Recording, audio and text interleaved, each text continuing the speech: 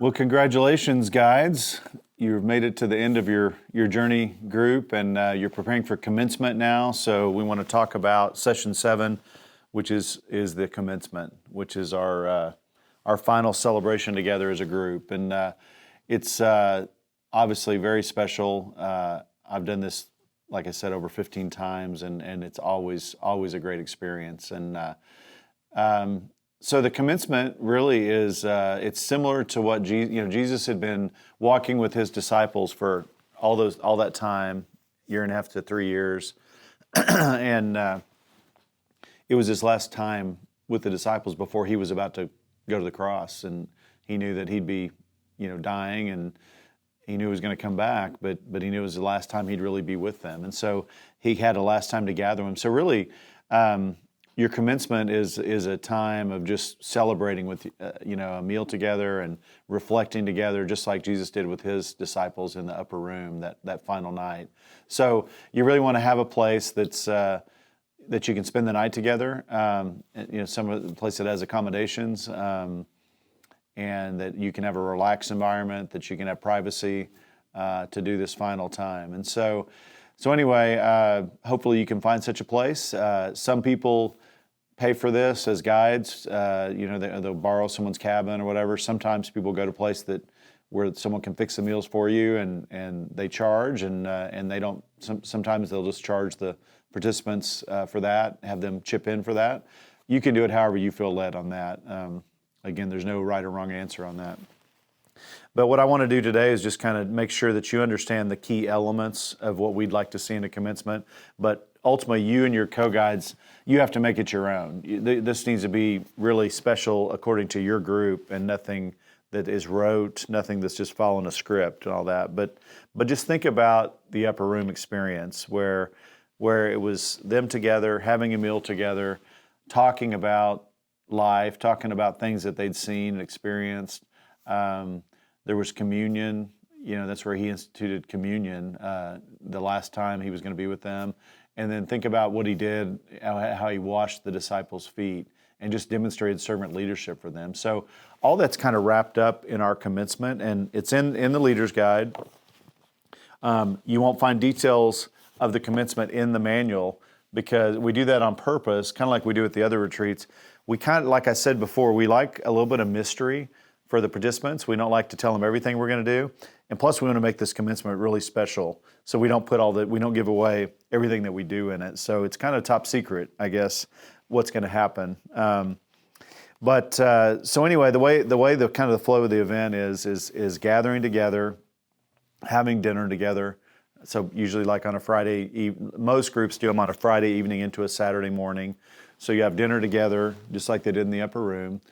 Have a time of reflection, just like if you read the accounts of Jesus' disciples, they were talking about different things, and he was still teaching to the very end. So talking about some of the transformation they've seen in their lives, and it's always great to hear from everybody for a period of time. And then there's a little bit of a teaching, kind of like a normal journey session, where we talk about John 13, which is the account where Jesus was with the disciples and when he washed their feet and demonstrated servant leadership. So we encourage you to kind of go through that with your group. Again, helping them think about the kind of servant leader they want to be after the journey's over. And so this is a real special time, and there's questions and scriptures to read and go through that. And then we encourage the groups to take communion together. And again, everything in here has kind of a suggested way to do a flow of things, but feel free to change the way you do the communion or whatever based on your tradition or the way that you like to do it. These are just suggestions and some verses that we recommend for how you might do communion. But it's really special for the group that's been together all this time to share communion, share the Lord's Supper, to share Christ together, because he's the one who's been guiding this whole group the whole time. This has all been about him, and it's all for his glory. And then after the communion, we kind of like to save this for last. Again, you can change the order of events however you feel led, but we like to do a foot washing. And I like to do it at the end. We kind of like to do it at the end to really surprise them. because when we start doing the teaching on foot washing or the servant leadership and the foot washing, I think some people might be going, oh, are they about to wash my feet?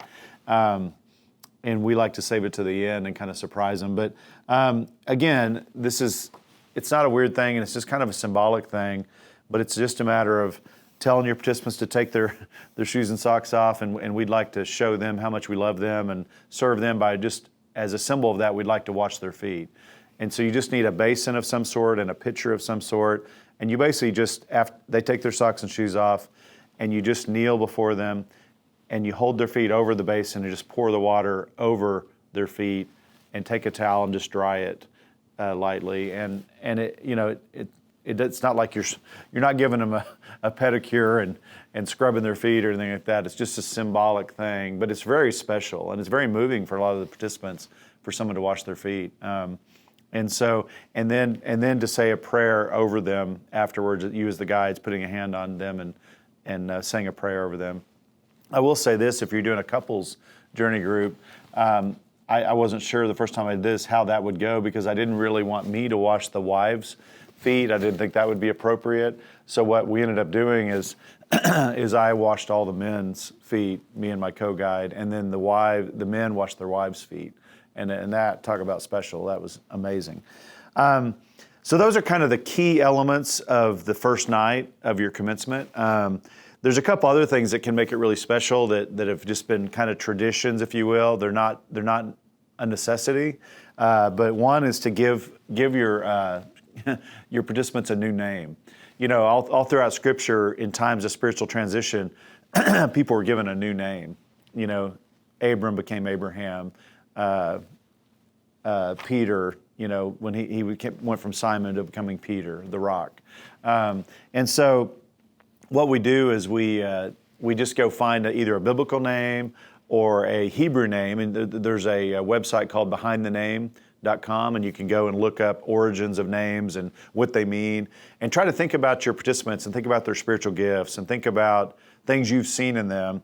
And you can give them a name that would be appropriate to them. And so this can be really special. And I've seen people print their name on a certificate. I've seen people print that name on a little bookmark. You can create a bookmark, just some way to make it really special. But to speak into the participants and tell them why you named them that.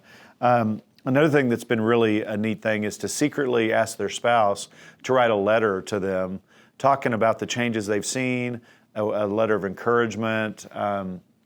This can be a really special time and a surprise, you know, if you can pull it off, and to read those letters out loud in front of everybody else. And another thing is a lot of journey guides will get their participants a gift of some sort. We've found little night statues that you can get. There's somebody in Tulsa who makes journey rings and little challenge coins. It could just be kind of special to give them something so that they can put it on their desk and just remember the journey they had with you, and just always remember, you know, hold themselves to a higher standard of being a disciple. So that's really neat. And of course, praying together as a group that evening can be very powerful and all that. So that's kind of what happens on the first night. Now the next morning is important too, because in keeping with what we always do, we want them to go get alone with God and talk to Him about what does He have next for them, and does He want them to guide a journey group? Does He want them to do a ministry? Does He want them to do something at their church? Does He want them to pour into their families more? Whatever it is, God knows what He's working on them to do. So, but before that they do that, we want to have a discussion about this book, Beyond the Inner Chamber, and there's some questions. They're in the Journey Leaders Guide, and they're actually printed in the manual as well, for them to just talk about, because this book will really challenge them before they go spend some time with the Lord. You know, and I would say allow 1 to 2 hours of talking to the Lord about these things too. So, and you can do the you can do the questions and then go do the prayer time, or you can do the prayer time and then come back and talk about the questions. You can kind of do it any way that you see fit. You can switch that around. But just be sure you go over the questions that pertain to this book. And also make sure that they have time for prayer as well. So then, you know, there's a final charge that's in the manual, and it's really really powerful. Just really a battle cry for men and women to not stay in the inner chamber, but to leave the inner chamber and go out and go find more refugees that are out there. There's so many people out there who need to go through the journey. So many people in our churches, so many people in our workplaces, so many people in our families that need to find this abiding relationship with Christ. And I can say it because I've led 15 groups. It just changes lives forever, for eternity. And I feel a sacred responsibility to always lead journey groups. And I believe a good guide is raising up future guides, and they'll be blessed if they go out and guide other people. So really encourage your participants to think about going and sharing this with other people. And again, they don't have to do it alone. We send them out 2 by 2 or even 3 by 3. And so they could possibly team up with some of the other people that they went through the journey with, or if you've been pouring into one of them, you could say, hey, why don't you guide a group with me next year? And that can really help them. But anyway, it's not just about numbers and doing groups, it's about lives changed. And there's so many people who need to go through this. And so we encourage you to challenge them in that regard. So that's kind of basically it for the commencement. Again, all this is in the Journey Leaders Guide. You can kind of study up on that and really get it in your heart before you try to share it with your participants. And you have one last time with them as a guide. So there's some other things that you can tell them about to get plugged into influencers and make sure they're on our mailing list. There's also some other books that they may not have read, like Rocky's book, Proximity, which talks about everything he's learned about discipleship. Forge for a Vision, which is his story. If they turn in their certificate, which is at the back of their deal, in their manual, they can get a free copy of Compelled by Grace. And that's another story that can kind of help them stay on their journey, maybe even as a group to stay together for a few more weeks. There's actually a discussion guide that can take them through some questions and some kingdom secrets that are in that book. So anyway, and of course, we also want to ask them to remember that this is a ministry. So we're a 501c3, and we need support of people who believe in this ministry to keep helping us reach other people. So encourage them to support influencers, either regionally or at the global office, so that we can keep doing this very important work that the Lord has given us. But again, thank you for being a guide. I know that God is happy with you and pleased with you, and I know that you are blessed for giving this investment of your time this last season of this journey. So bless you and thank you from influencers to you. We love you.